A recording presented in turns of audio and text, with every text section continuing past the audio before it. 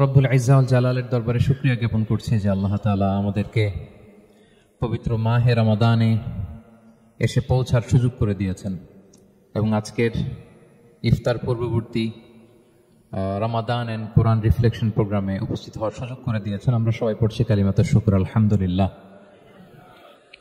আল্লাহর শুকরিয়া জ্ঞাপনের পাশাপাশি আমি আজকের প্রোগ্রামের অর্গানাইজার বাংলাদেশ মুসলিম কমিউনিটি মালয়েশিয়াকে ধন্যবাদ জানাতে চাই এরকম চমৎকার একটি রমাদানুল মুবারকে কোরআনিক একটি প্রোগ্রামের আয়োজন করবার জন্য। আমরা দোয়া করছি আল্লাহ তাআলা যেন এই কমিউনিটিকে ইসলামের জন্য কবুল করে এবং আমাদের যে ভাইরা নিরলস পরিশ্রম করে এই প্রোগ্রামগুলো আয়োজন করছে আল্লাহ তাআলা এই পরিশ্রম, এই ডেডিকেশন, এফোর্ট যেন তাদের নাজাতের ওসিলা বানায়। সম্মানিত শুধু আমরা সবাই জানি এই মাসটির এত বরকতের কারণ হচ্ছে এটি কোরআন নাজিলের মাস। শাহরু রমাদান আল্লাযী উনজিলা ফীহিল কুরআন হুদাল লিন-নাস ওয়া বাইয়িনাতিন মিনাল হুদা ওয়াল ফুরকান। রমাদান এমন মাস যে মাসে আল্লাহ তাআলা কোরআন নাজিল করেছে। তো বেসিক্যালি এই মাসের মূল মর্যাদা কোরআনের কারণে। সাইয়েদনা জিবরিল আলাইহিস সালাম কোরআন নিয়ে এসেছেন, উনি শ্রেষ্ঠ ফেরেশতা হয়েছেন। আল্লাহর হাবিব সাল্লাল্লাহু আলাইহি ওয়াসাল্লামের উপর কোরআন নাজিল হয়েছে, ফলে উনি শ্রেষ্ঠ নবী হয়েছেন। রমাদানে কোরআন নাজিল হয়েছে, ফলে রমাদান শ্রেষ্ঠ মাস হয়েছে। কদরের রাতে কোরআন নাজিল হয়েছে, ফলে কদর শ্রেষ্ঠ রাত হয়েছে। আমরাও যারা কোরআনের সাথে সুসম্পর্ক গড়ে তুলব, কোরআনের সাথে অ্যাটাচমেন্ট বাড়াবো, আমাদেরকেও শ্রেষ্ঠত্বের মর্যাদায় আল্লাহ তাআলা আসীন করবেন ইনশাআল্লাহ বিইذنিল্লাহ। তো আজকের প্রোগ্রামের আমার ফার্স্ট এন্ড ফরমোস্ট রিমাইন্ডার হচ্ছে কোরআন নাজিলের মাসে আমরা যেন বেশি বেশি কোরআনের সাথে নিজেদের সম্পর্ককে নবায়ন করি এবং মজবুত করি। কার কিরকম কোরআনের সাথে সম্পর্ক আপনি নিজেই জানেন। প্রতিদিন কত পৃষ্ঠা কোরআন তেলাওয়াত করেন, কোরআনের অর্থ পড়েন, কোরআনের তাফসীর পড়েন কিংবা শোনেন, আপনি নিজেই জানেন। সো নিজে নিজে যেন একটু নিজেকে যেন কাঠগড়ায় দাঁড় করাই এবং নিজেকে যেন জিজ্ঞেস করি যে আমার সাথে কোরআনের সম্পর্ক কতটুকু মজবুত। যদি ঘাটতি থাকে, গ্যাপ থাকে, এটা যেন আমরা মেক আপ করি, ফুলফিল করি এই বরকতময় মাসে। আপনারা খেয়াল করে থাকবেন যে শুরুতেই আমি সূরা ওয়াদ-দুহা ওয়াল-লাইলি ইযা সাজা কয়েকটি আয়াত তেলাওয়াত করেছি। তো আজকে আমরা এই সূরাটির সংক্ষিপ্ত তাফসীর পেশ করব ইনশাআল্লাহ বিইذنিল্লাহ। যে মজলিসে কোরআনের তাফসীর হয়, আল্লাহর কালামের ব্যাখ্যা উপস্থাপন করা হয়, প্রেজেন্টেশন করা হয়, এর চেয়ে শ্রেষ্ঠ মজলিস কি পৃথিবীতে হতে পারে? আমরা পৃথিবীর সবচেয়ে শ্রেষ্ঠতম একটি মজলিসে এখন বসে আছি। প্রিয় ভাই এবং বোনেরা, আমরা সূরা দোহার তাফসীর শুনবো। এই সূরাটা মুখস্থ আছে না অনেকের? কোরআনের যে সমস্ত সূরা আমাদের অনেকেরই মুখস্থ, তার মধ্যে এটা অন্যতম একটা সূরা। আপনি দেখবেন যে ইমাম সাহেবরা প্রায় এই সূরা তেলাওয়াত করেন। যে সমস্ত সূরা দিয়ে প্রায় নামাজ পড়া হয়, এর মধ্যে অন্যতম একটা সূরা হচ্ছে সূরাতুদ দোহা। মুআয ইবনে জাবাল রাদিয়াল্লাহু তাআলা আনহুকে আল্লাহ রাসূল সাল্লাল্লাহু আলাইহি ওয়াসাল্লাম একটা এলাকার ইমাম বানিয়ে পাঠিয়েছিলেন। ওই এলাকার মুসল্লিরা ছিলেন, লোকজন ছিলেন শ্রমজীবী, কাজ করে খেত। সারাদিন ওট দিয়ে পানি সেচ করে খেজুর গাছে পানি দিত, খেজুরের চাষাবাদ করত, সারাদিন কষ্ট করে নামাজে যে জয়েন করত। তো উনি মাগরিবের নামাজে সূরা ফাতিহার পরে সূরা বাকারা তেলাওয়াত শুরু করলেন। সূরা বাকারা কোরআনের সবচেয়ে ছোট সূরা না? 286টা আয়াত, মানে সবচেয়ে বড় সূরা। তো মাগরিবের সালাতুনে যখন এত লম্বা তেলাওয়াত ধরলেন, মুসল্লিরা আর ইমাম সাহেবের সাথে থাকতে পারতেছে না। কারণ ওনারা তো, ইমাম সাহেবের হয়তো মন ফুরফুরে, উনি পড়তেছেন মনের আনন্দে দরাজ গলায়, কিন্তু মুসল্লিদের তো অবস্থা খারাপ। সারাদিন ওনারা খেতে খামারে কাজ করে আসছে, নামাজ ছেড়ে দিয়ে অনেকে চলে গেছে। একা একা নামাজ পড়ে যে আল্লাহ রাসূল সাল্লাল্লাহু আলাইহি ওয়াসাল্লামের কাছে যে বিচার দিল যে রাসূলুল্লাহ, দেখেন এমন একজন ইমাম আপনি অ্যাসাইন করেছেন আমাদের এলাকায়, মাগরিবের নামাজে উনি সূরা বাকারা পড়ে আর আমরা হচ্ছে শ্রমজীবী। রাসূল সাল্লাল্লাহু আলাইহি ওয়াসাল্লাম খুব রেগে গেলেন। মুআয ইবনে জাবালকে ডেকে বললেন, হে মুআয, আফাত্তানুন আন, তুমি কি সমাজে ফিতনা ছড়াচ্ছ? তুমি জানো না এরা কারা? তোমার কি সূরা ওয়াদ-দুহা ওয়াল-লাইলি ইযা সাজা মুখস্থ নাই? তোমার কি ওয়াশ-শামসি ওয়া-দুহাহা এটা মুখস্থ নাই? তোমার কি সাব্বিহ ইসমা রাব্বিকাল আ'লা এই সূরাগুলো তোমার জানা নাই? উনি বললেন জানা আছে। তো এগুলো রেখে দিয়ে মাগরিবের নামাজে কেন সূরা বাকারা ধরলা? তোমার মুসল্লিরা তো শ্রমজীবী মুসল্লি। যখন ইমামের দায়িত্ব হচ্ছে পেছনে কারা আছে এটা খেয়াল করা। অনেক সময় ইমাম সাহেব আল্লাহু আকবার বলে যে নামাজ ধরছে, কি হচ্ছে পেছনে আর খোঁজ খবর নাই। আল্লাহর হাবিব সাল্লাল্লাহু আলাইহি ওয়াসাল্লাম কিন্তু এমন ইমাম ছিলেন না, উনি অত্যন্ত বিবেকবোধ সম্পন্ন একজন ইমাম ছিলেন। একবার পেছনে এক বাচ্চার কান্না শুনে উনি নামাজ ছোট করে দিয়েছেন। সবাই বললেন, ইয়া রাসূলুল্লাহ, এত ছোট নামাজ তো কখনো পড়তে দেখি না। তো রাসূল সাল্লাল্লাহু আলাইহি ওয়াসাল্লাম বললেন, একটা ছোট বাচ্চার কান্নার আওয়াজ আমার কানে এসেছে। আমার মনে হচ্ছে বাচ্চাটাকে সামলাতে নারীদের কাতারে একটা মায়ের খুব কষ্ট হচ্ছে, এজন্য নামাজটা আমি খাটো করে দিয়েছি। দেখেন কি চিন্তা চেতনা, পিছনে কি হচ্ছে সব রাসূল সাল্লাল্লাহু আলাইহি ওয়াসাল্লাম এটা খেয়াল করতেন। তো এই সূরার একটা ফজিলত আপনি জানলেন যে রাসূল সাল্লাল্লাহু আলাইহি ওয়াসাল্লাম সূরা ওয়াদ-দুহা ওয়াল লাইলি ইযা সাজা এটা তেলাওয়াত করতে বলেছিলেন মুআয ইবনে জাবাল রাদিয়াল্লাহু তাআলা আনহুকে। এটা কোরআনের 93 নম্বর সূরা। কত নম্বর? এটা মাক্কি সূরা, আর নাজিলের ধারাবাহিকতা অনুযায়ী এটা 11তম সূরা। মানে এই সূরার আগে আরো 10টা সূরা নাজিল হয়েছিল, তার মানে মক্কার একেবারে শুরুর দিকে এই সূরাটা নাজিল হয়েছিল। আপনারা জানেন যে এবছর আমার একটা বই এসেছে এক নজরে কোরআন নামে, সেখানে আমি প্রত্যেকটা সূরার সার সংক্ষেপ নিয়ে খুব সংক্ষেপে, কখনো যদি সুযোগ হয় আপনারা দেখবেন যে প্রত্যেকটা সূরা 5 পৃষ্ঠার মধ্যে আমরা নিয়ে আসার চেষ্টা করেছি। সেখানে এগুলো পাবেন, সূরাটা কয় নাম্বার, নাজিলের ধারাবাহিকতা কখন, তারপর কোরআন শরীফের মধ্যে কখন, এটার ফজিলত কি, এটার সেন্ট্রাল থিম কি, মেজর থিম কি, কজ এন্ড ইফেক্ট কি, সব কেস স্টাডি থেকে শুরু করে রিফ্লেকশন সব আমরা সেখানে উল্লেখ করেছি। তো এই সূরাটা শুরুর দিকে, একেবারে শুরুর দিকে নাজিল হয়েছে। তার আগে মাত্র 10টি সূরা নাজিল হয়েছে। তো নাজিল হতে হতে 10টা সূরা যখন নাজিল হলো, এরপর অনেক দিন রাসূল সাল্লাল্লাহু আলাইহি ওয়াসাল্লামের কাছে কোনো সূরা নাজিল হয় না। কয়দিন নাজিল হয় না? কোনো বর্ণনায় 15 দিন, কোনো বর্ণনায় 1 মাস, কোনো বর্ণনায় 2 মাস, কোনো বর্ণনায় 6 মাস, টানা 6 মাসের গ্যাপ ওহী নাজিল হয় না। আল্লাহর হাবিব সাল্লাল্লাহু আলাইহি ওয়াসাল্লাম তিনি ওহী মিস করতে শুরু করলেন, যে ঘটনা কি, কোরআন নাজিল হচ্ছে না কেন, হঠাৎ এত গ্যাপ কেন? ওনার মাথায় কয়েকটা জিনিস ঘুরপাক খেলো। একটা ঘুরপাক খেলো যে আমার কোনো কাজে আল্লাহ আবার অসন্তুষ্ট হলো নাকি, অথবা আমি কোরআনের আয়াত এই বাণীগুলো পৌঁছে দেওয়ার ক্ষেত্রে আমার কোনো গাফলতি হয়ে গেল নাকি, সামহাও কি আল্লাহর সাথে আমার কানেকশন এটা কি লুজ হয়ে যাচ্ছে, আমি কি কোনোভাবে আল্লাহ থেকে দূরে সরে পড়তেছি? রাসূল সাল্লাল্লাহু আলাইহি ওয়াসাল্লাম টেনশনে পড়ে গেলেন, চিন্তায় পড়ে গেলেন, কি রে ওহী আসে না কেন, আসে না কেন, আসে না কেন। এটা ছিল একটা দিক। আরেকটা দিক হচ্ছে আল্লাহর হাবিব সাল্লাল্লাহু আলাইহি ওয়াসাল্লামের কাছে কোরআনের আয়াত যাই নাজিল হতো উনি যে লোকদের কাছে প্রচার করে দিতেন। এখন নাজিল হয়েছে এখনই যে প্রচার শুরু, রাতে নাজিল হয়েছে রাতেই প্রচার শুরু, দিনে নাজিল হয়েছে দিনেই প্রচার শুরু, যখন নাজিল তখন প্রচার। কারণ আল্লাহ তাআলা বলেছেন ইয়া আইয়ুহার রাসূলু বাল্লিগ মা উনজিলা ইলাইক মির রাব্বিক, আপনার রবের পক্ষ থেকে যা নাজিল হয়েছে প্রচার করেন। তো এই যে মাঝখান দিয়ে কয়েক মাস যার কোনো প্রচার টোচার করে না, মুশরিকরা টিটকারি মারতে শুরু করলো, বলে কি মোহাম্মদ তোমার আল্লাহ তোমার ভুলে গেছে বোধহয়, তোমার আল্লাহ বোধহয় তোমাকে আর পছন্দ করে না। আগে তো প্রতিদিন কিছু না কিছু শোনাতা যে এইটা নাজিল হয়েছে, ওইটা আসছে, এই বিধান ওই বিধান, এখন তো কোনো খোঁজ খবর নাই। ঘটনা কি? আল্লাহর হাবিব সাল্লাল্লাহু আলাইহি ওয়াসাল্লামের চাচি উম্মে জামিল, আবুল হাবির স্ত্রী, সে আরো খারাপ কথা বললো। সে বলল ইন্না শাইতানাকা ক্বাদ তারাকাক, তোমার কাছে যে একটা শয়তান আসতো এখন বোধহয় আর আসে না মোহাম্মদ। নাউযুবিল্লাহি মিন যালিক। এটা দিয়ে জিবরিল আলাইহিস সালামকে বুঝিয়েছেন। জিবরিল এসে কি কি যেন বলে, কই এখন তো কিছু বলো না। তো রাসূল বলবে কি করে, কারণ তিনি তো মন গড়া কিছু বলতেন না। আল্লাহর হাবিব সাল্লাল্লাহু আলাইহি ওয়াসাল্লাম মনে যা ইচ্ছা হয়, মন গড়া কখনো কিছু বলেছেন? আওয়াজ করে বলেন, মন গড়া বলতেন তিনি? ওমা ইয়ানতিকু আনিল হাওয়া ইন হুয়া ইল্লা ওয়াহয়ুন ইউহা, আল্লাহর ওহী আসলে সেটা শোনাতেন। তো ওহীও আসে না, উনি শোনাতেও পারেন, ওহীও নাই, উনি শোনাতেও পারেন। এই যে একটা কষ্টকর মুহূর্ত রাসূল সাল্লাল্লাহু আলাইহি ওয়াসাল্লামের, কিরে মাসের পর মাস চলে গেল ওহী আসতেছে না কেন, আমার কি কোনো ভুল হচ্ছে নাকি, আল্লাহ কি আমাকে অপছন্দ করলেন? রাসূল সাল্লাল্লাহু আলাইহি ওয়াসাল্লাম যখন এরকম দুশ্চিন্তিত, পেরেশান, অ্যাংজাইটিতে পড়ে গেলেন, ভারাক্রান্ত, ঠিক তখন রাসূল সাল্লাল্লাহু আলাইহি ওয়াসাল্লামকে সান্ত্বনা দেওয়ার জন্য এই সূরাটা আল্লাহ নাজিল করেছেন। সান্ত্বনা দেওয়ার জন্য এই সূরাটা বেশ আশা জাগানিয়া সূরা, মোটিভেশনাল সূরা, ইন্সপিরেশনাল সূরা। আপনার মন খারাপ হলে আপনি এই সূরাটা পড়বেন, এই সূরাটা, এবং এটার পরে আরেকটা সূরা আছে সূরাতু আলাম নাশরাহ, আপনার মন ভালো হয়ে যাবে। এটাকে দি অ্যান্টি ডিপ্রেসেন্ট সূরা বলে, মানে ডিপ্রেশন কাটায় ফেলে। আমাদের এরকম অনেক সময় হয় না যে হতাশ, দেয়ালে পিঠ ঠেকে গেছে, কোনো বের হওয়ার রাস্তা নাই, কই যাব, কোথাও সফলতা নাই, সবাই আমাকে ভুল বুঝতেছে, এরকম মাঝে মাঝে হয় না? আমাদের সবার লাইফে আপস এন্ড ডাউনস আছে। আপনি যখন ভারাক্রান্ত হবেন, কষ্টে থাকবেন, এই সূরাটা পড়বেন, দেখবেন যে আপনার ডিপ্রেশন দূর হয়ে গেছে। তো আল্লাহর হাবিব সাল্লাল্লাহু আলাইহি ওয়াসাল্লাম যখন এরকম ভারাক্রান্ত ছিলেন, চিন্তিত ছিলেন, তখন আল্লাহর হাবিব সাল্লাল্লাহু আলাইহি ওয়াসাল্লামকে চিন্তামুক্ত করবার জন্য আল্লাহ তাআলা এই চমৎকার সূরাটি নাজিল করেছেন। আল্লাহ নাজিল করলেন, আউযু বিল্লাহি মিনাশ শাইতানির রাজিম, বিসমিল্লাহির রহমানির রহিম, ওয়াদ-দুহা ওয়াল লাইলি ইযা সাজা মা ওয়াদ্দাআকা রাব্বুকা ওয়া মা ক্বালা ওয়ালাল আখিরাতু খায়রুল লাকা মিনাল উলা ওয়ালা সাওফা ইউতিকা রাব্বুকা ফাতারদা। আল্লাহ তাআলা বললেন ওয়াদ-দুহা, আলোর শপথ। আমি একবার সরল বঙ্গানুবাদ করি, তারপর আমি তাফসিরে ঢুকছি। ওয়াদ-দুহা, আলোর শপথ, ওয়াল লাইলি ইযা সাজা, রাতের শপথ, যখন রাত নিঝুম নিস্তব্ধ হয়। মা ওয়াদ্দাআকা রাব্বুকা ওয়া মা ক্বালা, নবী হে, আপনার রব আপনার উপর অসন্তুষ্টও হয় নাই, আপনাকে ছেড়েও যায় নাই, আপনার রব আপনার সাথেই আছে। আলহামদুলিল্লাহ। ফিল করবেন যে আল্লাহ আমার সাথে আছে। সবসময় এটা ফিল করতে হবে যে আল্লাহ তাআলা আমার সাথে আছেন, তিনি আমাকে ভুলে যান নাই, ছেড়ে যান নাই। আরে তার রহমত ছাড়া তো একটা শ্বাস নেওয়া তো আমার সম্ভব না, ঠিক কিনা বলেন?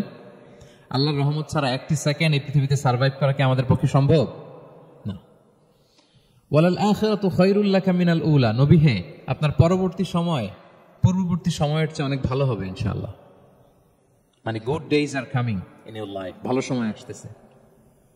ওয়ালা সাউফা ইউতিকা রাব্বুকা ফাতারদা, আর আপনার রব আপনাকে এত দিবেন আপনি খুশি হয়ে যাবেন। আপনার রব আপনাকে এত দিবেন আপনি নিয়ে কুলাতে পারবেন না।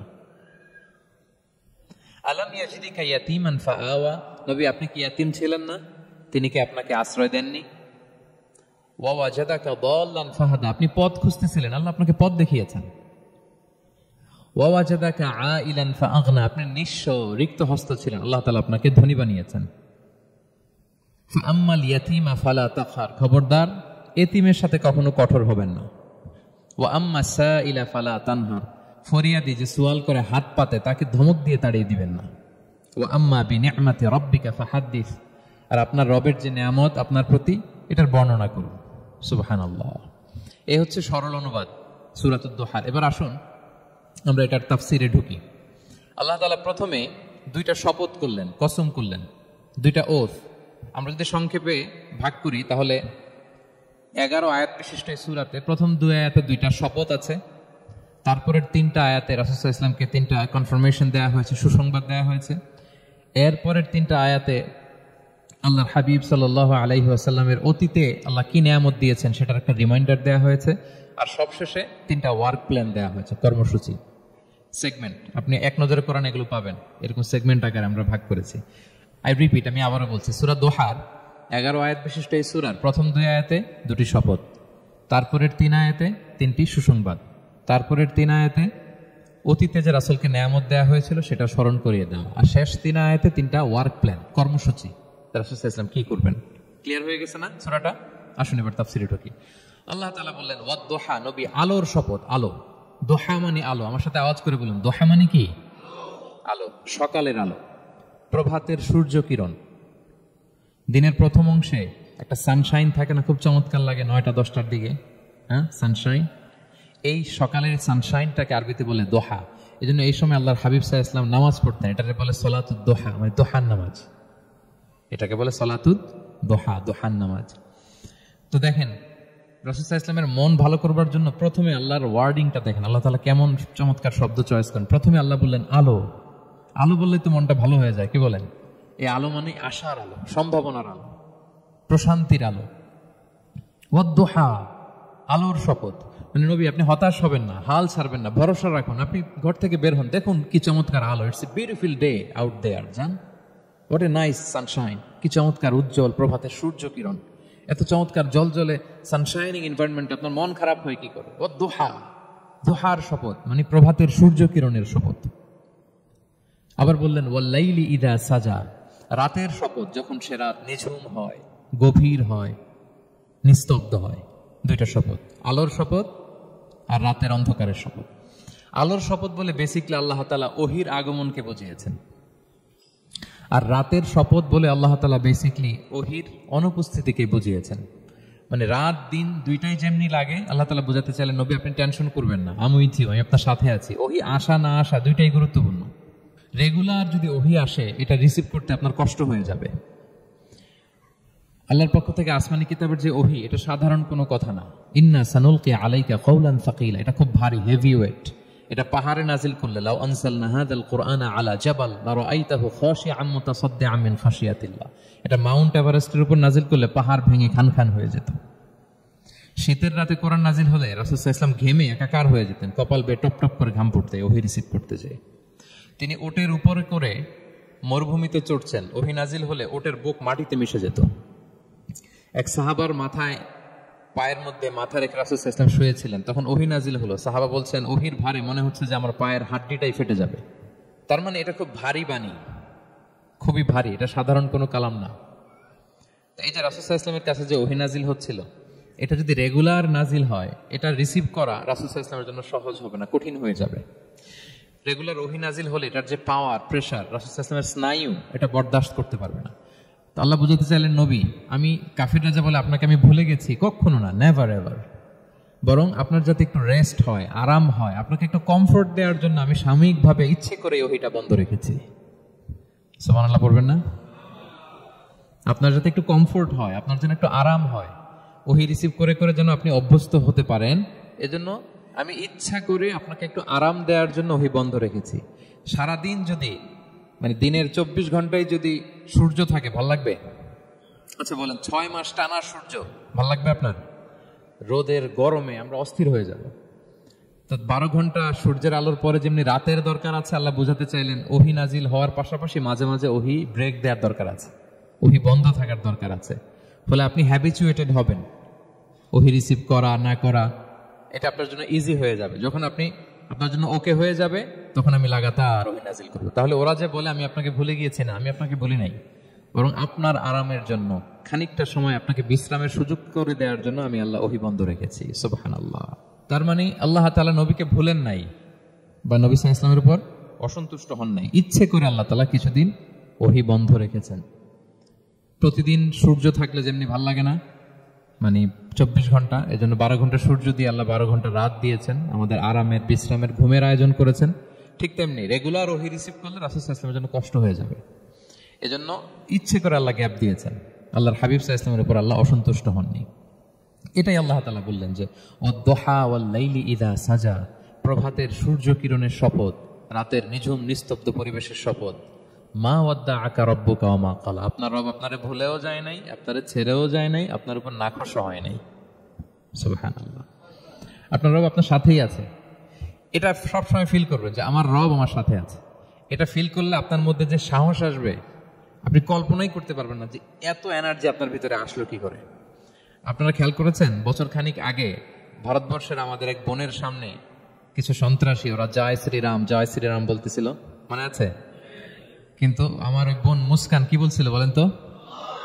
তার এক আল্লাহু আকবারে from north to south, from east to west, the entire globe প্রকম্পিত হয়েছে। আমরা সবাই পড়েছি আল্লাহু আকবার, সবাই আমরা কি পড়েছি? আল্লাহু আকবার। কারণ সে ফিল করেছে যে আল্লাহ আমার সাথে আছে। মনকে তুমি বুঝিয়ে বলো আল্লাহ আছেন আমার সাথে, এটা ফিল করতে হবে। আল্লাহর হাবিব সাল্লাল্লাহু আলাইহি ওয়াসাল্লামকে আল্লাহ তাআলা এইটাই অ্যাসিওরেন্স দিলেন, কনফার্মেশন দিলেন যে মা ওয়াদ্দাআকা রাব্বুকা ওয়া মা ক্বালা, আপনার রব আপনাকে ভুলে যায় নাই, আপনার রব আপনার প্রতি অসন্তুষ্ট হয় নাই। আমি ইচ্ছা করে ওহিটা বন্ধ রেখেছি যাতে আপনার আরাম হয়। সুবহানাল্লাহ। আল্লাহর হাবিব সাল্লাল্লাহু আলাইহি ওয়াসাল্লামের প্রতি আল্লাহ তাআলা কতটা টেক কেয়ার করতেন দেখেন। রেগুলার ওহি নাজিল হলে রাসূল সাল্লাল্লাহু আলাইহি ওয়াসাল্লামের কষ্ট হয়ে যাবে, এজন্য তিনি কিছুদিন ওহি বন্ধ রেখে রাসূল সাল্লাল্লাহু আলাইহি ওয়াসাল্লামকে বিশ্রামের ব্যবস্থা করে দিয়েছেন। তাহলে প্রথম 3টা আয়াত ক্লিয়ার না সবার কাছে?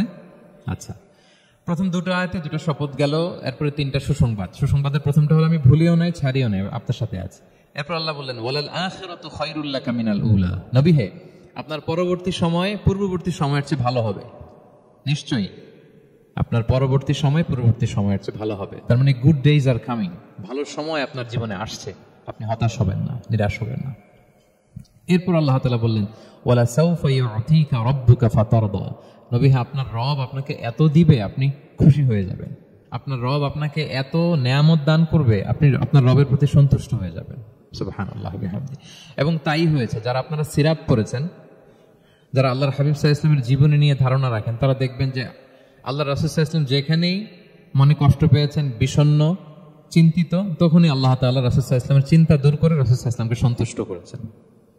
যখনই রাসূল সাল্লাল্লাহু আলাইহি ওয়াসাল্লামের মনে কষ্ট, তিনি চিন্তিত, তখনই আল্লাহ তাআলা ওনাকে হ্যাপি করেছেন। কাইন্ড অফ রাসূলকে হ্যাপি করাই আল্লাহর কাজ, আল্লাহর হাবিব সাল্লাল্লাহু আলাইহি ওয়াসাল্লামকে হ্যাপি করাই আল্লাহ তাআলার কাজ। দেখেন কিভাবে আল্লাহ তাআলা আল্লাহর হাবিব সাল্লাল্লাহু আলাইহি ওয়াসাল্লামকে হ্যাপি করেছেন, একটু খেয়াল করে দেখেন। মক্কাতে যখন খুব জটিল অবস্থা, দাওয়াতি কাজ চালিয়ে নেওয়াটা রাসূল সাল্লাল্লাহু আলাইহি ওয়াসাল্লামের জন্য কষ্ট হয়ে যাচ্ছে, নমুসলিম সাহাবাদের উপর অত্যাচার, তখন আল্লাহর হাবিব সাল্লাল্লাহু আলাইহি ওয়াসাল্লাম দেখলেন যে এই মক্কার দুজনের একজনকে আমার চাই।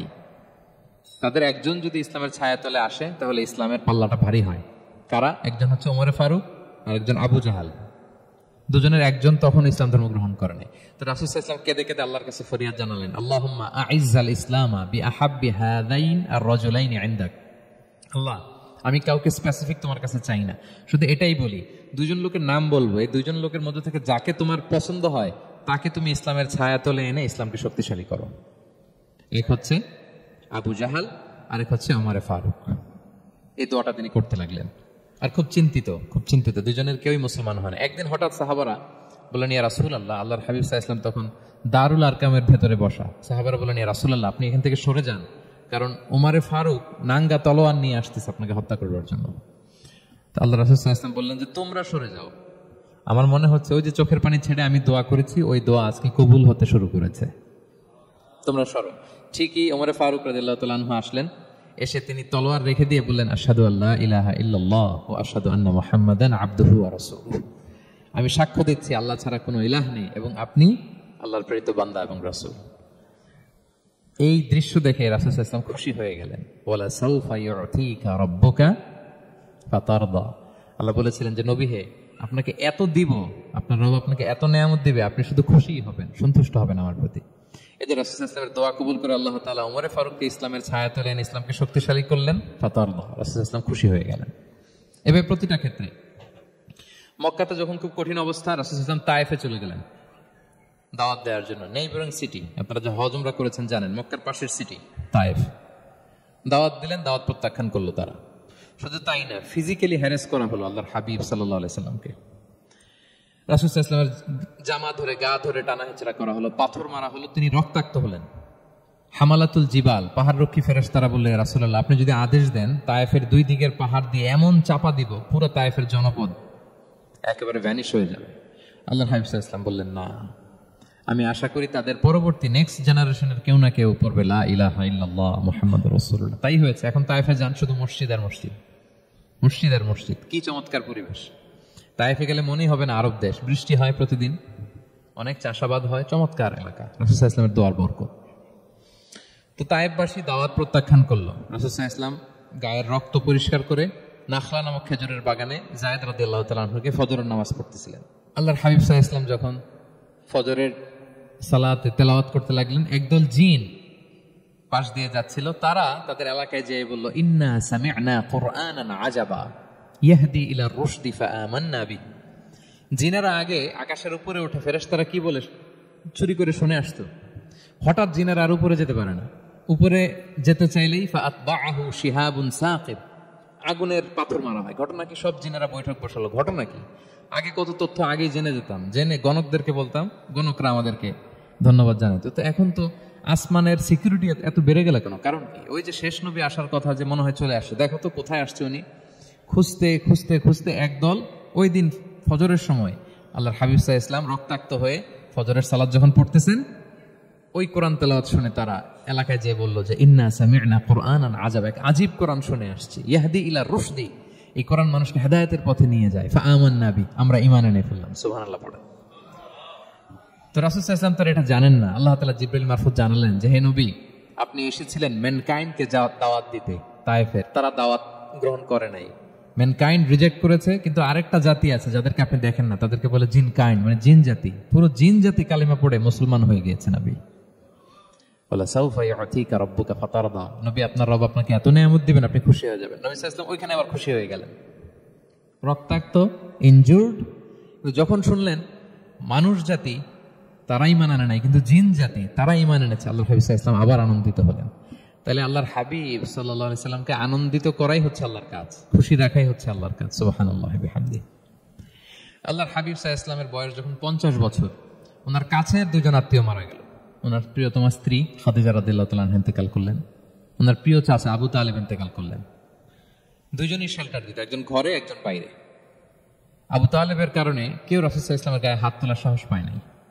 তো উনি যখন ইন্তেকাল করলেন, রাসূল সাল্লাল্লাহু আলাইহি ওয়াসাল্লাম বিপদে পড়ে গেলেন। সারাদিন কাফেরদের বকা ঝকা গালি খেয়ে ঘরে যখন আসতেন, খাদিজা রাদিয়াল্লাহু তাআলা আনহার কথা শুনলে ওনার হৃদয়টা প্রশান্ত হয়ে যেত। তো বাইরের চাচাও নাই, ভেতরের স্ত্রীও নাই, দুজনই মারা গেলেন ওই বছর।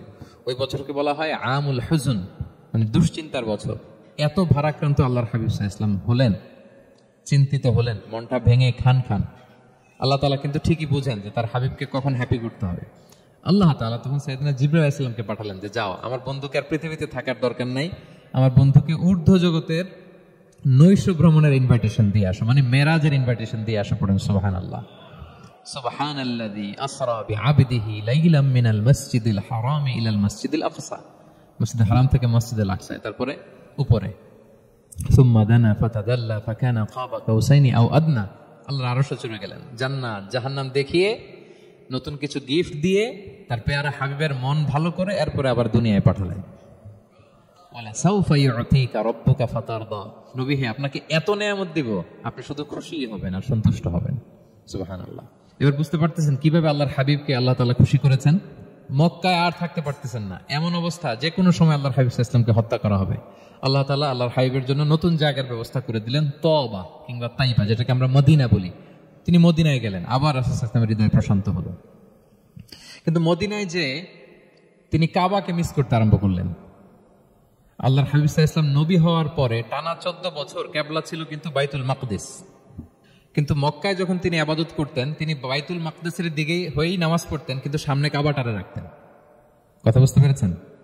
মক্কায় যখন তিনি নামাজ পড়তেন 13 বছর, কিবলা যেহেতু বাইতুল মাকদিসের দিকেই হয়ে নামাজ পড়তেন, কিন্তু মাঝখানে রাখতেন কোনটারে? কাবাকে। তাহলে কেমন যেন কাবাই তার সামনে। আচ্ছা, কিন্তু মদিনায় যখন গেলেন, এখন তো আর সুযোগ নাই। কাবা একদিকে, বাইতুল মাকদিস আরেক দিকে, এখন কাবাকে আর সামনে রাখা যাচ্ছে না। মিস করতে লাগলেন কাবাকে। আর প্রত্যেক নামাজের পরে আকাশের দিকে তাকায় থাকেন, ইস আল্লাহ যদি আয়াত নাজিল করে আমার জন্মস্থান যে মক্কা, আমার পূর্বপুরুষ ইব্রাহিম আলাইহিস সালামের যে ওই কাবার দিকে যদি কিবলাটা ঘোরায় দিত, কতই না ভালো হতো। আল্লাহ বলেন যে আপনি যে কদ নারা তাকাল্লুবা ওয়াজহিকা ফিস সামা, নবী আপনি যে আকাশের উপর চেহারা উঠিয়ে মনে মনে কি চান আমি তো বুঝি। আল্লাহর হাবিব সাল্লাল্লাহু আলাইহি ওয়াসাল্লামকে খুশি করার জন্য আল্লাহ আয়াত নাজিল করলেন, ফাওয়াল্লি ওয়াজহাকা শাতরাল মাসজিদিল হারাম। নবী হ্যাঁ, আপনাকে খুশি করার জন্য নতুন বিধান নাজিল করলাম। এখন থেকে, ফ্রম রাইট নাও, আপনি যখনই নামাজ পড়বেন এখন থেকে কাবামুখী হয়ে আপনি সালাত আদায় করবেন। তাহওয়িলুল কিবলা, কিবলা পরিবর্তন হয়ে গেল। সুবহানাল্লাহ ওয়া বিহামদি। আপনারা মসজিদে নববীর পাশে মদিনাতে একটা মসজিদ দেখবেন, এটাকে বলে মসজিদ যুল কিবলাতাইন। এমন মসজিদ যে মসজিদে এক নামাজে 2 কিবলা শেয়ার করা হয়েছিল। মানে এই আয়াত যখন নাজিল হলো, আল্লাহর হাবিব সাল্লাল্লাহু আলাইহি ওয়াসাল্লামের সাথে একজন নামাজ পড়ে যে ওই মসজিদে যে দেখে কিছু লোক নামাজ পড়তেছে ওই বাইতুল মুকদ্দাসের দিকে হয়ে, কারণ তখন পর্যন্ত ওইটাই কিবলা। তিনি নামাজরত অবস্থায় এদেরকে বললেন যে তোমরা তো জানো না, এই মাত্র আয়াত নাজিল হয়েছে, কিবলা কিন্তু আর ওই দিক নাই, ডাইরেকশন চেঞ্জ, এদিকে হয়ে যাও। তো ইমাম সহ মুসল্লি সব ঘুরে নামাজের মধ্যে ওইদিকে হয়ে গেছে। তাহলে একই নামাজে 2টা কিবলা শেয়ার করা হয়েছে, ফলে তখন থেকে মসজিদের নাম হয়ে গেছে মসজিদ যুল কিবলাতাইন, 2 কিবলাওয়ালা মসজিদ। তাহলে দেখেন, আল্লাহর হাবিব সাল্লাল্লাহু আলাইহি ওয়াসাল্লামকে খুশি করার জন্য আল্লাহ তাআলা কিবলা চেঞ্জ করে দিয়েছে। সুবহানাল্লাহ বলতে বললেন না? এভাবে যখনই আল্লাহর হাবিব সাল্লাল্লাহু আলাইহি ওয়াসাল্লাম বিষণ্ণ, চিন্তিত, মন খারাপ, ওনার মন ভালো করার দায়িত্ব নিয়েছে কে? জিবরাইল এসে শোনাতে লাগলো, আগের জামানায় কেউ 500 বছর 700 বছর হায়াত পেয়েছে। বনি ইসরাইলের অনেক মুজাহিদ 1000 বছর জেহাদ করেছে। কয় হাজার বছর জেহাদি করছে? 1000 বছর। আমরা হায়াত পাই কয় বছর? আমাদের হায়াত কয় বছর অন এন অ্যাভারেজ? 60-70।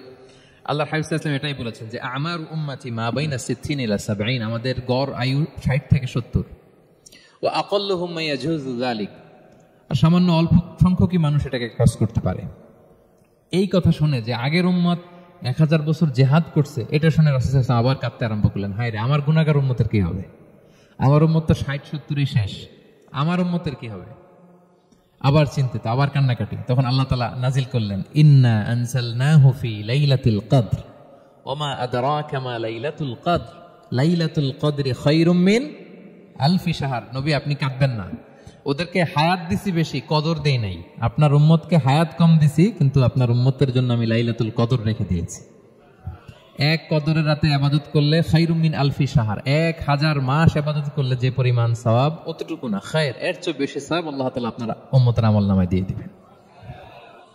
আবার আল্লাহর হাবিব সাল্লাল্লাহু আলাইহি ওয়াসাল্লাম মন ভালো হয়ে গেল। ওয়ালা সাউফা ইউতিকা রাব্বুকা, সবাই বলেন ওয়ালা সাউফা ইউতিকা রাব্বুকা ফাতারদা।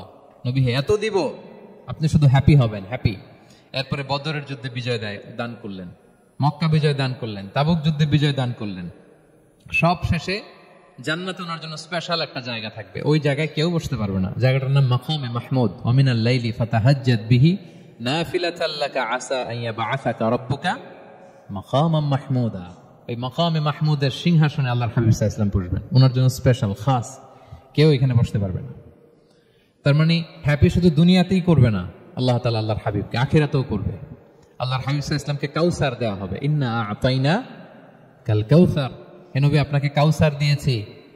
এমন হাউজে কাউসার, যে হাউজে কাউসারের সামনে পান পেয়ালা, যেটা দিয়ে পানি নিয়ে আপনি উম্মতকে খাওয়াবেন, এটার সংখ্যা আকাশের তারা যত বেশি তার চেয়েও বেশি। হাউজে কাউসারের পানি এটা দুধের চেয়েও সাদা, বরফের চেয়েও ঠান্ডা, মধুর চেয়েও মিষ্টি। এক ঢোক যে খাবে চিরকালের জন্য তার গলা থেকে তৃষ্ণা মিটে যাবে। He will never ever be thirsty again. একবার খাইছি তো শেষ। পেতে চান সেটা আল্লাহর হাবিবের কাছ থেকে? আমরা পেতে চাই কি চাই না বলেন? ইন্না আতাইনাকাল কাউসার, নবী আপনাকে আমি কাউসার দিয়েছি। সব শেষে আল্লাহর হাবিব সাল্লাল্লাহু আলাইহি ওয়াসাল্লাম সুপারিশ করার অনুমতি পাবেন, যেদিন কেউ সুপারিশ করতে পারবে না। সবাই বলবে নফসি নফসি নফসি নফসি, থার থার করে কাঁপবে। এক একজন নবী, ইব্রাহিম আলাইহিস সালাম, ঈসা আলাইহিস সালাম, মূসা আলাইহিস সালাম, থার থার করে কাঁপবে। আর আল্লাহর হাবিব সাল্লাল্লাহু আলাইহি ওয়াসাল্লাম ওই মাকামে মাহমুদে সিংহাসন ফেলে দিয়ে সেজদায় শুধু কাঁদতে থাকবে, আর সেজদার মধ্যে বলবে উম্মতি উম্মতি উম্মতি উম্মতি। হে আল্লাহ, আপনি আমার গুনাহগার উম্মতকে বাঁচান। আল্লাহ, আপনি আমার গুনাহগার উম্মতকে বাঁচান। আল্লাহ, আপনি আমার গুনাহগার উম্মতকে বাঁচান। আল্লাহ তাআলা এটা সহ্য করতে না পারে জিবরাইল আলাইহিস সালামকে বলবেন যে ওয়াসআলহু মা ইউবকিক, জিবরাইল যাও জিজ্ঞেস করো তো আমার বন্ধু এত কাঁদে কেন, কি চায় জিজ্ঞেস করো। তো আল্লাহর হাবিব সাল্লাল্লাহু আলাইহি ওয়াসাল্লাম বলবেন আল্লাহুম্মা উম্মতি উম্মতি, আল্লাহ আমার উম্মতকে বাঁচান, আমার গুনাহগার উম্মতকে বাঁচান। আল্লাহ তাআলা এবার জিবরাইল মারফত বলবেন যে ইযহাব ইলা মুহাম্মদ সাল্লাল্লাহু আলাইহি ওয়াসাল্লাম, যাও মুহাম্মদের কাছে যাও, ওয়া কুল লাহু, তাকে বলো দুনিয়াতে যেমনি কখনো কষ্ট পেতে দেই নাই, বারবার তাকে হ্যাপি করেছি, খুশি করেছি। ওয়া ইন্না সানুরদিকা ফি উম্মাতিকা ওয়ালা নাসুক, আজকের এই কঠিন দিনেও আমার হাবিবকে আমি কষ্ট দিব না, তার উম্মতের ব্যাপারেও তাকে আমি খুশি করে দেব। তার গুনাহগার উম্মতের ব্যাপারেও আজকে মুহাম্মদ সাল্লাল্লাহু আলাইহি ওয়াসাল্লামকে আমি খুশি করে দেব। আল্লাহর হাবিব সাল্লাল্লাহু আলাইহি ওয়াসাল্লাম তখন সুপারিশ শুরু করবেন। আল্লাহু আকবার, আল্লাহু আকবার। ওয়ালা সাউফা ইউতিকা রাব্বুকা ফাতারদা, নবী হে আপনাকে এত নেয়ামত দিব আপনি নিয়ে কুলাতে পারবেন না। সব শেষে এই গুনাহগার উম্মতকে সুপারিশ করে জাহান্নাম থেকে নাম কাটিয়ে সবাইকে নিয়ে তিনি একটা ফ্ল্যাগ হাতে নিয়ে তিনি জান্নাতের দিকে ছুটবেন। ওই ফ্ল্যাগের মধ্যে লেখা থাকবে আলহামদু। কি লেখা থাকবে? মানে প্রশংসা, প্রশংসার পতাকা। নিজেও তো প্রশংসিত। মুহাম্মদ মানে কি জানেন? মুহাম্মদ মানে কি? প্রশংসিত। এই কারণে মুহাম্মদ সাল্লাল্লাহু আলাইহি ওয়াসাল্লামকে মক্কার লোকেরা গালি দিয়েও শান্তি পেত না। মানে যদি বলি এই প্রশংসিত লোকটা খারাপ, কথাটা হইল প্রথমে আগে বলা লাগে কি? প্রশংসিত। মুহাম্মদ মানে কি? তো এই জন্য মক্কার লোকেরা রাসূল সাল্লাল্লাহু আলাইহি ওয়াসাল্লামকে মুহাম্মদ না বলে ডাকতো মুযাম্মাম, মানে নিন্দিত। তো মুযাম্মাম তো রাসূলের নাম না, রাসূল সাল্লাল্লাহু আলাইহি ওয়াসাল্লামের নাম কি? মুহাম্মদ, প্রশংসিত। এই জন্য গালি দিয়েও তারা মজা করতে পারতো না, সুবিধা করতে পারতো না। গালি দিলেও আগে প্রশংসা করে নেওয়া লাগতো। প্রথমে বলতো মুহাম্মদ পাগল, এরকম বলতো নাউযুবিল্লাহ। তার মানে প্রশংসিত লোকটা পাগল হইলো, এটা গালি হয়েছে, ঘুরে ফিরে তো প্রশংসাই হয়ে গেল। আল্লাহর হাবিব সাল্লাল্লাহু আলাইহি ওয়াসাল্লাম লিওয়াউল হামদ, প্রশংসার ফ্ল্যাগ নিয়ে বিশাল উম্মতকে নিয়ে জান্নাতে অভিমুখে যাবেন এবং জান্নাতের দরজায় হি উইল বি দা প্রথম নক করবেন উনি। তখন জান্নাতের রক্ষী ফেরেশতা বলবে মান আনতা, কে? আল্লাহর হাবিব সাল্লাল্লাহু আলাইহি ওয়াসাল্লাম বলবেন আনা মুহাম্মদ, আমি মুহাম্মদ। তো ফেরেশতা বলবে আমরা দাঁড়ায় আছি এজন্য আল্লাহ বলে দিয়েছেন মুহাম্মাদের আগে কাউকে যেন এন্ট্রি দেয়া না হয়।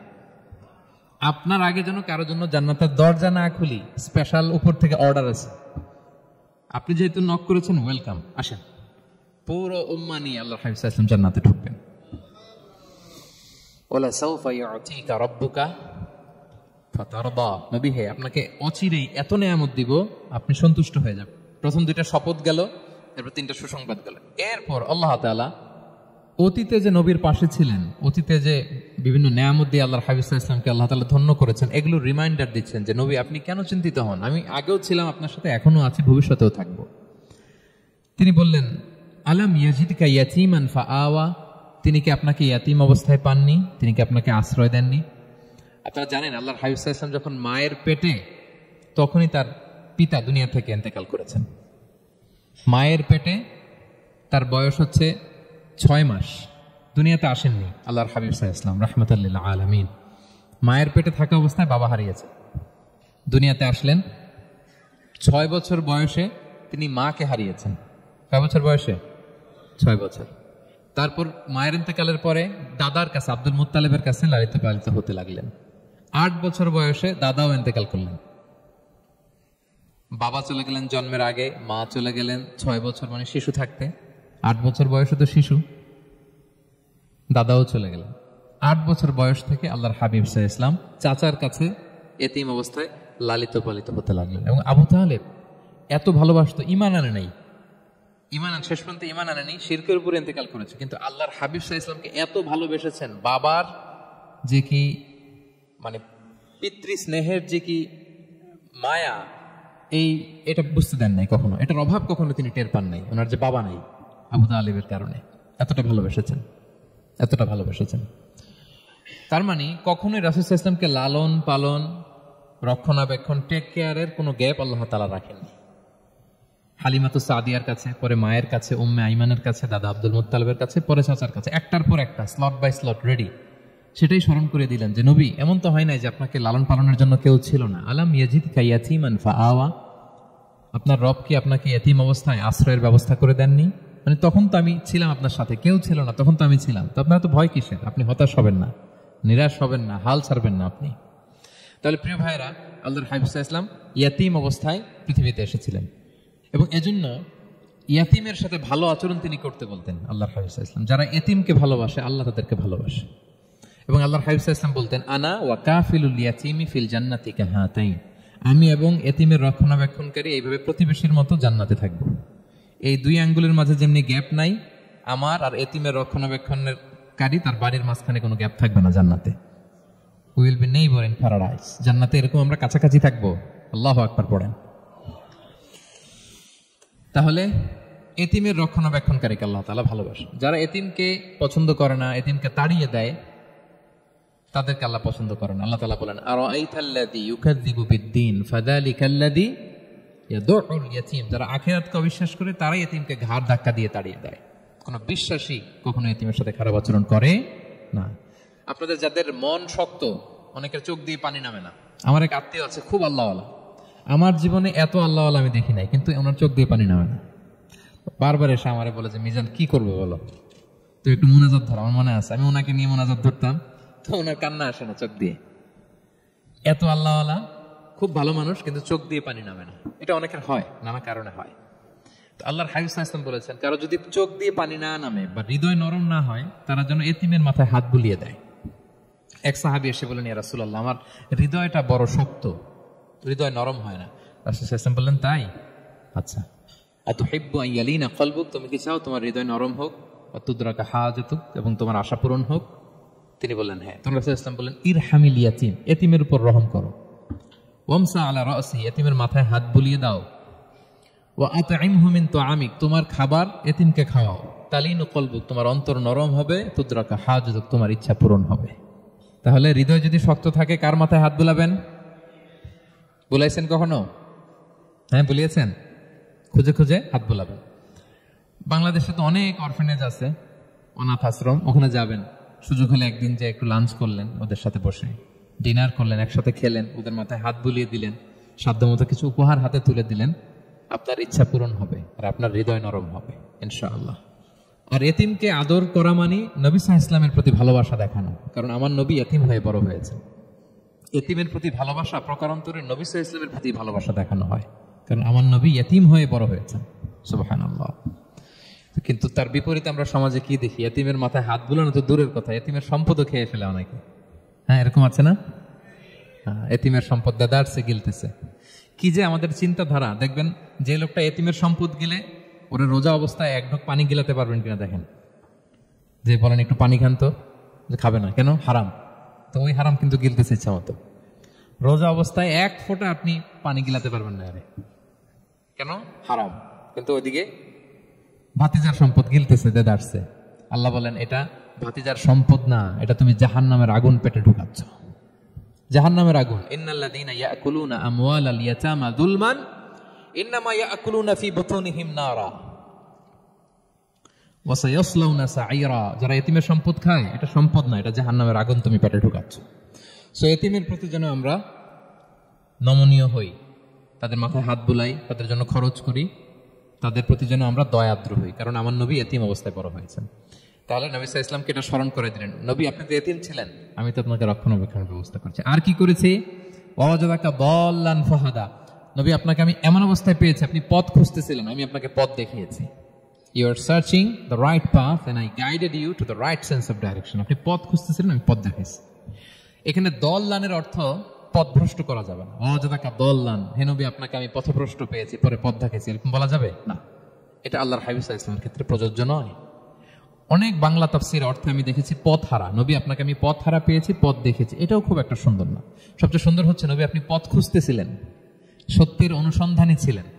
অনেক সময় দেখবেন অনেক পথিক যেতে যেতে এমন এক জায়গায় যায়, দেখে 3 রাস্তা কিন্তু কোনো সাইনবোর্ড নাই।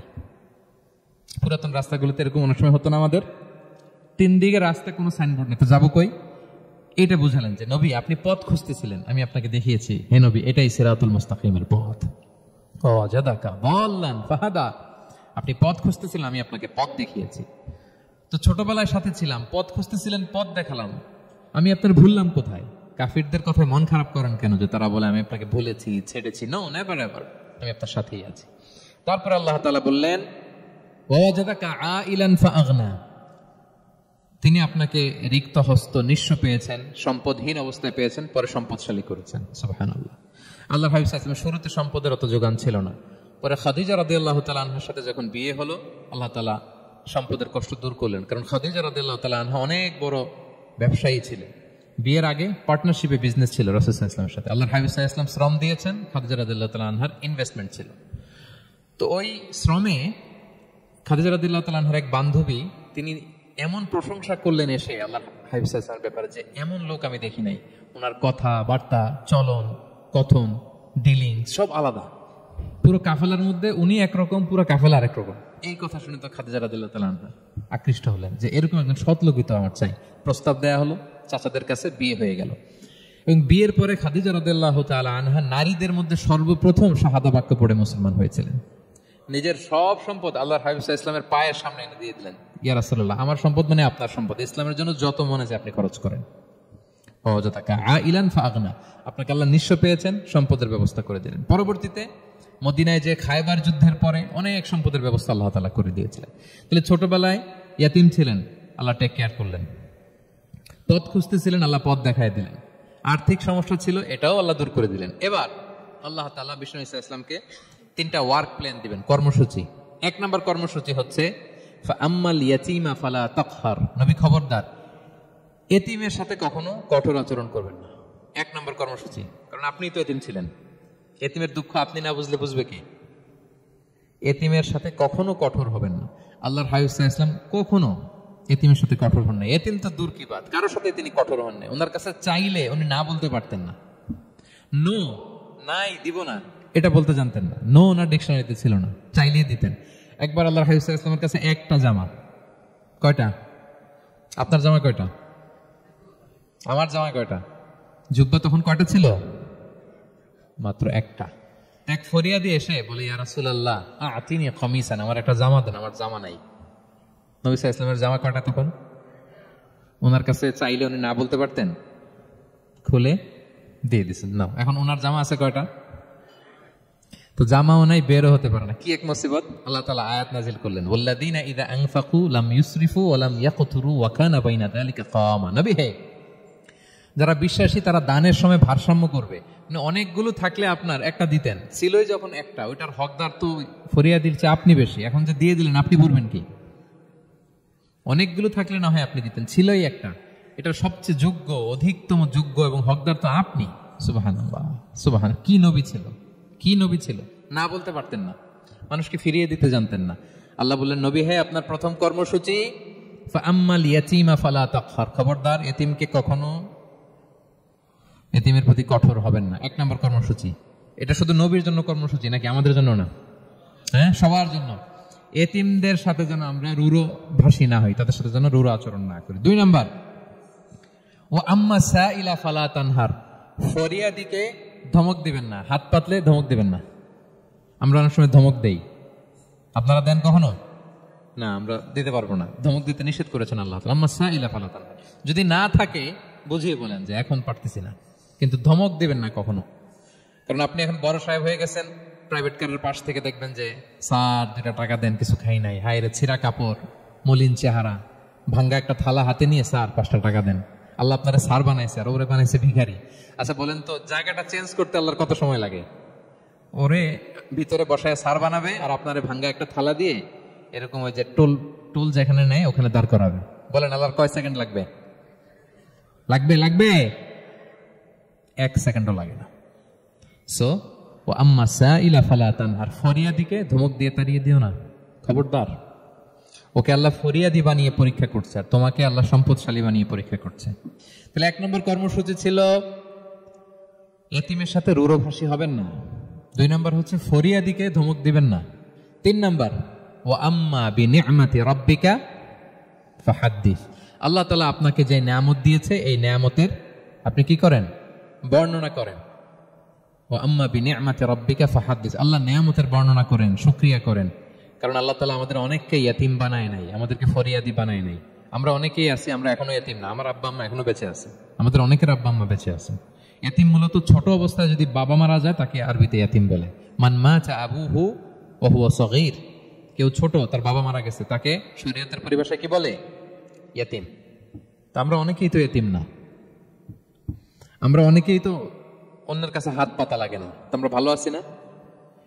আমাদের দেখবেন যে প্রায় হিসাবটা হচ্ছে আমার কি নাই, আমাদের হিসাবটা কি কি নাই, কি যে আছে এটার হিসাব করে কুলানোও যাবে না, ঠিক কিনা বলেন? ঠিক যেই মুহূর্তে এখানে বসে আমরা এই চমৎকার ইফতারি নিয়ে বসে আছি, ঠিক একই মুহূর্তে দেখবেন যে হসপিটালের আইসিইউতে শুয়ে শুয়ে কাতরাচ্ছে অনেকে। ঠিক এই মুহূর্তে কিডনি ডায়ালিসিস চলতেছে, দেখছেন? কিডনি পেশেন্ট এদিকে ছিদ্র করে ব্লাড সব বের হয়ে রিফাইনিং হয়ে আরেক দিক দিয়ে ঢুকে, ওর চিৎকার শুনলে। বার্ন ইউনিটে গেছেন কখনো? আগুনে পোড়া রোগী, আপনার তো অনেক কিছু নাই, আমার এটা নাই ওইটা নাই, আল্লাহ এটা দিল না, এটা নিয়ে আসেন। আপনি বার্ন ইউনিটে একদিন যায়েন, তাহলে বুঝবেন যে আল্লাহ আপনার কত শান্তিতে রেখেছে। না খেয়ে কয় রাত কাটিয়েছি আমরা, বলেন তো? কত লোক বাড়ি ভাড়া পরিশোধ করতে পারে না, ঋণের বোঝায় জর্জরিত, দুরারোগ্য ব্যাধিতে আক্রান্ত, ক্যান্সারের লাস্ট স্টেজে, তাদের সাথে একটু দেখা করেন। 4th স্টেজে চলে আসছে ক্যান্সার পেশেন্ট, তার চেহারা, তার খাবার, তার চলাফেরা, কিভাবে তার প্রতিটা সেকেন্ড কাটে, একটু দেখে আসবেন, তাহলে বুঝবেন যে কত আল্লাহর দেয়া নেয়ামতের সাগরে হাবুডুবু খাই আমরা। এজন্য আল্লাহ বলেছেন 3 নম্বর কর্মসূচি হচ্ছে ওয়া আম্মা বিনিআমাতি রাব্বিকা ফাহাদ্দিস, আল্লাহ নেয়ামতের শুকরগুজার হও। আল্লাহ যে নেয়ামত দিয়েছে এই নেয়ামত তুমি বর্ণনা করো। অনেকে আছে আল্লাহ নেয়ামত দিলে ওটা প্রকাশ করতে চায় না, এটা আল্লাহ পছন্দ করে না। মানে আপনি যদি অনেক সম্পদশালী হন, আপনি সুন্দর পরিচ্ছন্ন জামা পরবেন, মানুষকে দান করবেন, আপনার বাড়ি ঘর সুন্দর হবে, এটা নিষেধ নয়, এটা ভালো।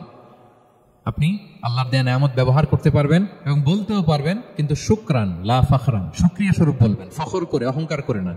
বলতে পারেন আলহামদুলিল্লাহ, আল্লাহ তাআলা আমাকে 4টা ছেলে দান করেছে, 4 জন হাফেজ, আল্লাহ তাআলা আমাকে থাকার মতো একটা ঘর দিয়েছে, একটা বাড়ি দিয়েছে, একটা গাড়ি দিয়েছে, সম্মান নিয়ে সমাজে চলার মতো আল্লাহ তাআলা আমাকে দিয়েছেন। এটা যদি আপনি শুকরিয়া স্বরূপ বলেন, এটা তো সমস্যা নেই, কিন্তু অহংকার নিয়ে বলা যাবে না।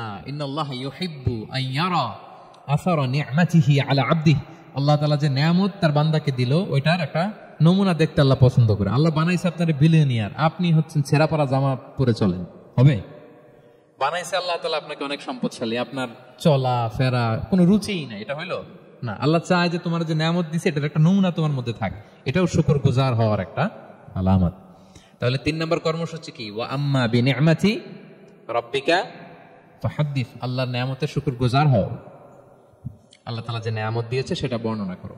তাহলে প্রিয় ভাইরা, সূরাতুদ দোহা এটা হচ্ছে একটা মোটিভেশনাল সূরা, আশা জাগানিয়া সূরা, অ্যান্টি ডিপ্রেশন বলি আমি এই সূরাটাকে। ডিপ্রেশন থাকলে চলে যাবে, কারণ ওয়ালাল আখিরাতু খায়রুল লাকা মিনাল উলা, হে নবী আপনার পরবর্তী সময় আপনার পূর্ববর্তী সময়ের চেয়ে ভালো। সবসময় আশাবাদী হবেন।